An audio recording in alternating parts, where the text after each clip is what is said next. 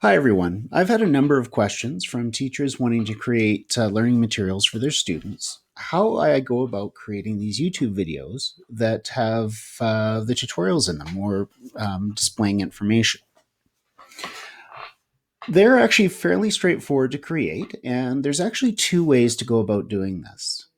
Way number one is using a tool that I use called Screencastify. It's this guy right here, and he is available in the Google App Store, which you can find just by going to Apps on your Google browser and look at the web store.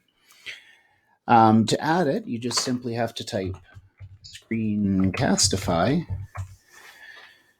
and it should be the first one that pops up. And you can see that mine's already added, but if you don't have it, then you just push the Add to Chrome button, as long as you're in a Chrome browser, and it will automatically show up on your toolbar. And then just click on this icon and follow the instructions to start recording your screen. Now, one of the challenges with that is that it does limit how long you can record to only about 5 minutes. And so if you get the pay for account, you can go as long as you want. But if you are just using the free account, I think 5 minutes is the limit. So I want to show you another way of doing it that doesn't have a limit. The resolution isn't as strong, but it will work just fine for your typical piece. So you can see here that I have, again, my camera hidden, but I have a Google Meet running, and feel free to look at the previous videos in terms of how to run a Google Meet. But what you can do is when you look at the bottom of the screen, you'll see this button here that says Present Now. And what Present Now does is if you're in a meeting with other people, I'm only by myself right now, but if you're in a meeting with other people, the Present Now button allows people on the other end of the line to see what's on your screen.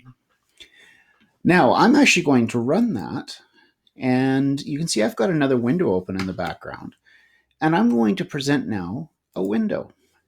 And so I'm just going to go hit this window that I've got running in the background, and I'll hit share. Now at this time, it says you're presenting your screen. Everybody can see it. And of course, there's nobody on the conversation, so I'm not actually presenting to anyone. However, what I can do is if I go back to my three dots, there's a button right here that says Record Meeting. If I click that record button, again, it'll ask for consent, which doesn't really matter because I'm the only one online. But I just asked it to present this screen and present that screen to everyone. And I asked it to record it. So now what I can do is I can actually move up and down. I can talk about what I have here. I can navigate through menus. I can, if I have a stylus, I can draw on it.